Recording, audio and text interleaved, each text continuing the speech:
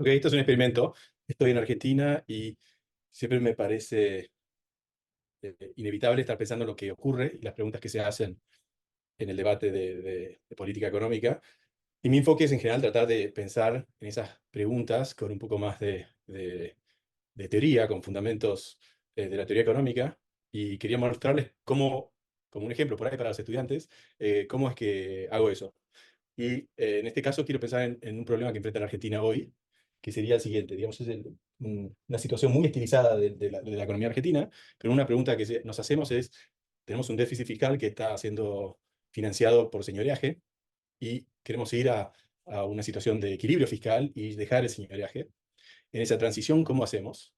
Y una de las preguntas particulares de Argentina es, ¿qué hacemos respecto al cepo? Entonces, lo que quiero es contestar ese tipo de preguntas, tener un marco teórico para contestar esa pregunta. ¿Ok? Los elementos que quiero tener son los siguientes. Para capturar algo realista de la Argentina, lo primero que quiero tener en cuenta, ¿ok? Uno, que el gobierno no puede pedir prestado.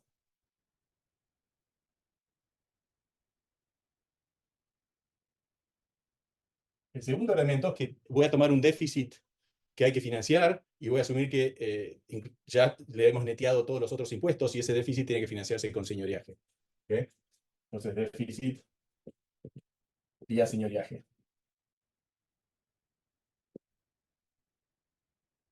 Y el tercer elemento es que es una economía abierta, pero tenemos acceso a control de capital, llámese cepo, llámese tipo de cambio múltiples, dual en particular.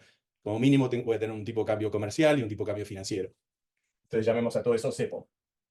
Y lo importante del cepo es que hace que la tasa de interés en Argentina, R, no tiene que ser igual en términos reales a la tasa de interés internacional. Llamémoslo R estrella.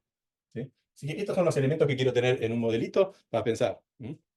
Entonces, ahora les muestro digamos, cómo formulé esto.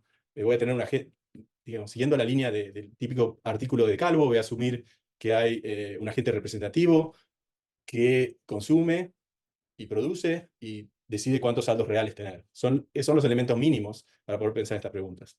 Así que voy a pensar en unas preferencias, de las más simples. Este tipo de preferencia que ha usado Calvo es logaritmo del consumo más logaritmo de los saldos reales.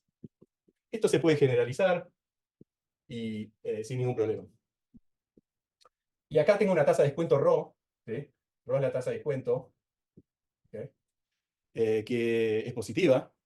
Y voy a asumir que, para simplificar, voy a asumir que es igual a la tasa de interés internacional. Esto no es importante, pero esto simplifica porque implica que podemos pensar, de nuevo la cámara, esto, que si no tuviéramos la situación de déficit y no tuviéramos un cepo, el consumo sería constante, porque no somos más pacientes o impacientes que el resto del mundo. ¿Okay? Así que este tipo de análisis es bastante estándar, este tipo de preferencias. Y luego hay otra ecuación muy importante a poner acá, que es la siguiente. Que el déficit se financia con emisión monetaria, y esto nos va a dar una ecuación que es la siguiente, que el señoreaje, ¿okay?, va a ser el producto de la inflación y los saldos reales, y también el cambio en los saldos reales deseados. Eso tiene que ser igual al déficit. Yo voy a tomar como dado, que yo estoy tomando como dado una secuencia G del déficit. ¿Okay? Lo tomo como dado. Esto puede ser que no está dado, pero mi análisis está dado. Yo puedo tomarlo como que ya hubo una consulta de cuánto podíamos financiar con impuestos, cuánto podemos reducir el gasto. Entonces, por ejemplo, el sendero de G puede ser algo como que empieza en 5% de déficit y estamos deseando que baje y que en un año esté en cero. Esa sería una idea. Puede ser que también hay que interpretar este déficit como el que tenemos que financiar vía señoreaje. Si logramos que alguien bueno en el mundo nos preste, por ejemplo, el Fondo Internacional, que reprograme los pagos que tenemos, tal vez con un poco de negociación logramos que que el déficit que tenemos que financiar se parezca más a esto, ¿no? O cualquier ejemplo, no importa qué aspecto tiene este, yo tomo como dado ese sendero, ¿no? Descendiente. Ok. Con esto, seguimos. Entonces, lo único que falta para pensar en este problema son las condiciones de equilibrio. ¿Okay?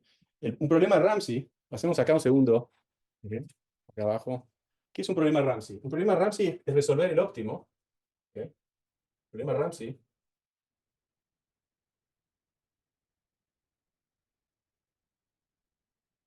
disculpen la interrupción. ¿Qué es un problema Ramsey? Ramsey, por primera vez, el problema de imposición óptima, y a grandes rasgos, esa idea se generalizó muchísimo. Se puede pensar en política monetaria óptima, en política impositiva con monetaria, en política macroprudencial óptima. A mí es algo que me fascina, he trabajado bastante en esto. Pero la idea concreta en general es que uno quiere plantear un problema de maximización del bienestar. ¿Okay? ¿Sujeto a qué?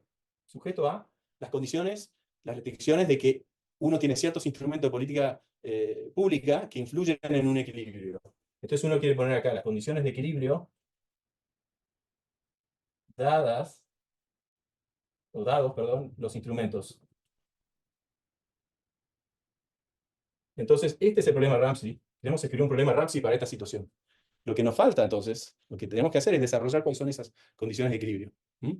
Así que esas las voy a plantear ahora muy rápido. ¿Okay? Entonces me paso acá. Las condiciones de equilibrio, ¿cuáles son?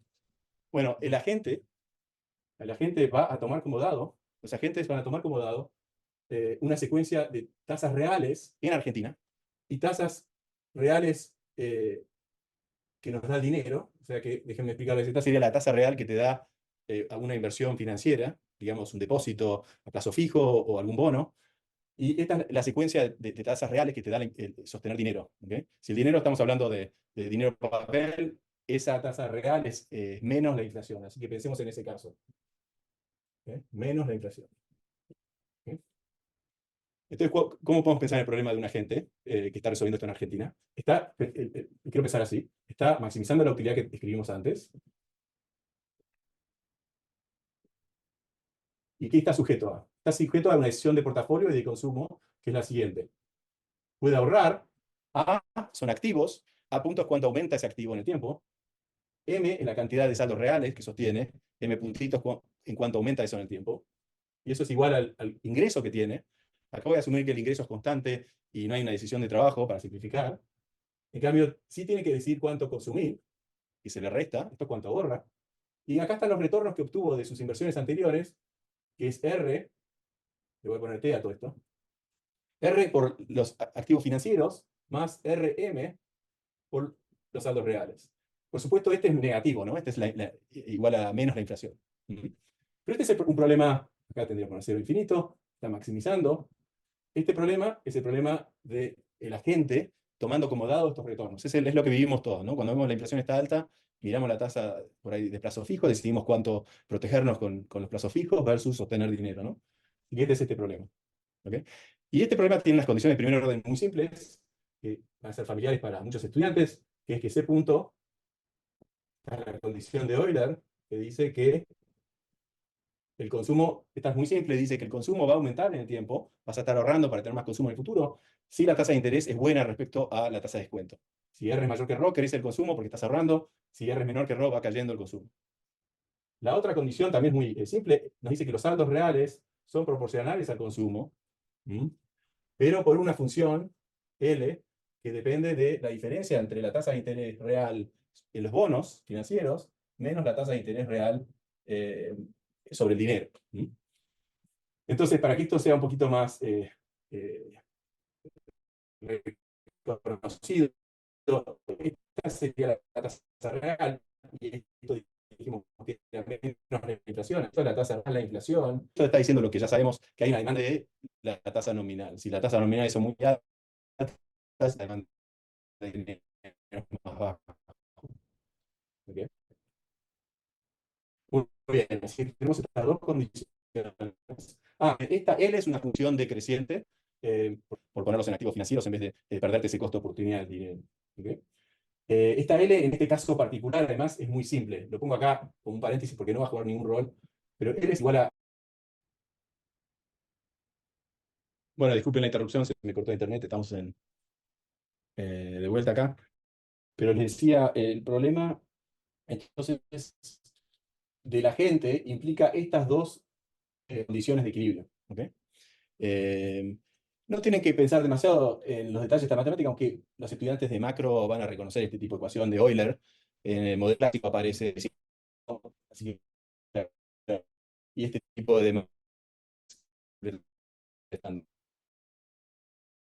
Vamos acá a la idea. Ramsey dice que tenemos que maximizar bienestar. Tres condiciones. ¿Okay? desarrollamos esta condición, y esta condición de equilibrio, porque es la condición de la restricción presupuestaria del gobierno, porque son las decisiones, cómo van a ser las decisiones de los agentes. La idea es que Argentina, bueno, puede ahorrar y potencialmente puede pedir prestado, pero hay un límite a eso, no hay Ponzi, y entonces la restricción la vamos a escribir con una restricción de valor presente del consumo. El valor presente del consumo tiene que ser igual al valor presente del producto menos el gasto del gobierno. ¿Okay?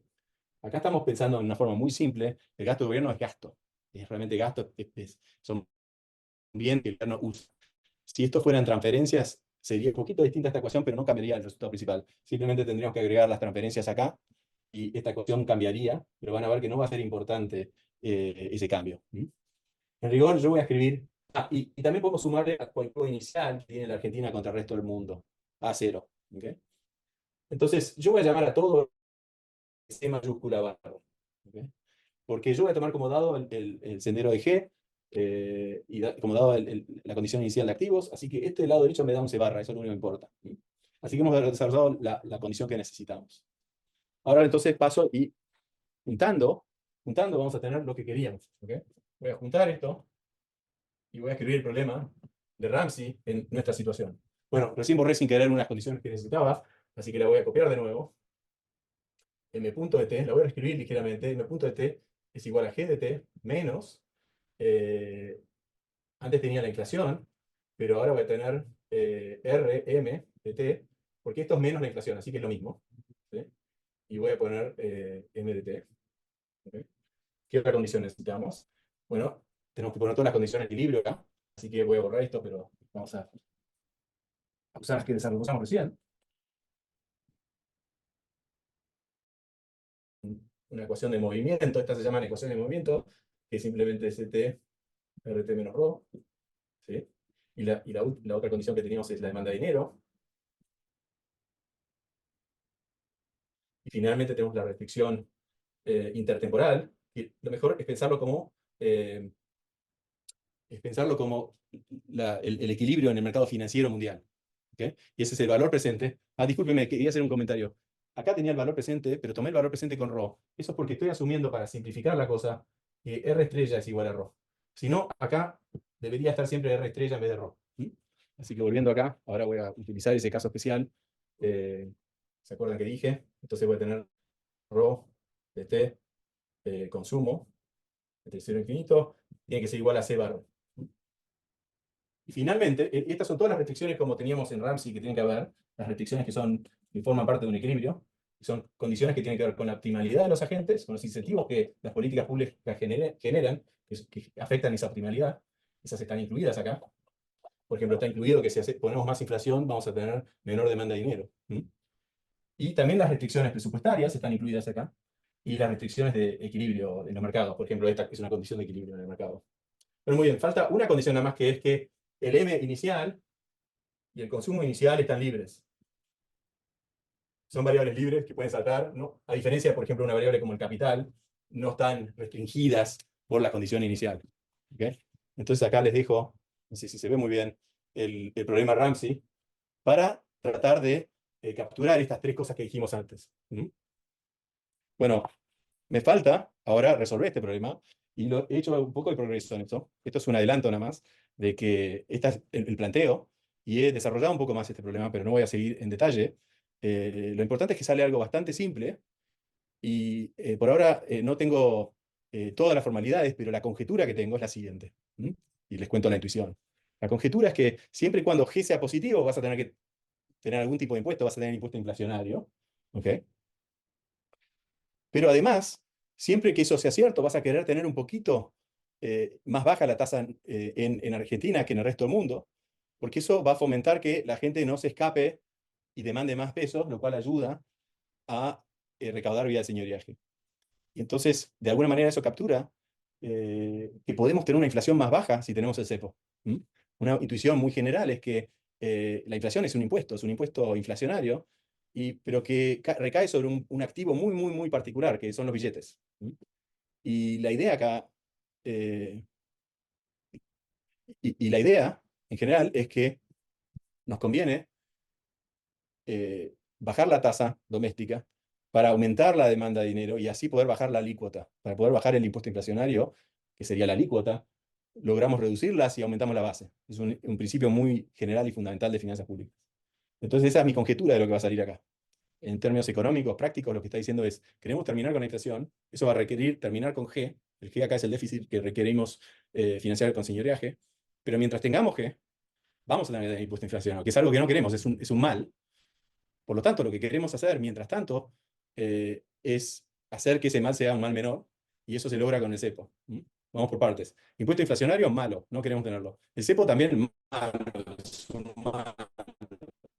Pero hay un teorema del segundo mejor, que cuando tenés dos males, la situación puede ser mejor que con uno solo de los males. Y este es un ejemplo de esa situación. Así que bueno, trataré de terminar de desarrollar esto. Pensé que era interesante para los estudiantes. Yo siempre me pregunté cómo era que algunos papers que me fascinaban, que tenían su actualidad por ahí el momento, cuando leo un Krugman, un Calvo, etcétera, cómo era que lograban mirar algo que estaba pasando y pensarlo en términos más estilizados, pero a la vez más formales y más este, lo cual permite que uno lo analice de una manera matemática y poder deducir algunas conclusiones consistentes. Y creo que esto ayuda, por ahí ayuda, porque cuando pensamos en el tema del cepo, a veces hay muchas intuiciones y alguna gente dice, no, lo podemos sacar de primera, es una cosa distorsiva, y otros dicen, bueno, no, porque si lo sacás de primera y todavía tenés inflación, se te va a ir todo el mundo al dólar y eso va a generar más inflación. Bueno, este análisis está de alguna manera más allá de eso, porque está hablando de lo normativo. Incluso si la inflación se dispara por abrir el cepo, no es solo que no quiero hacerlo. ¿Por qué? Porque el cepo es una distorsión. Y entonces, para concluir que no quiero abrirlo, tenés que tener un análisis normativo que diga que prefiero tener estas dos distorsiones, porque en su total eso va a reducir la distorsión total. Y esto es lo que un análisis normativo puede hacer. Pero de alguna manera sustenta la intuición que tienen algunos de que mientras tengamos inflación, no es una buena idea abrir el cepo. Esta es toda una conjetura que voy a tratar de sustentar en el análisis futuro. Bueno, gracias. Espero que haya servido.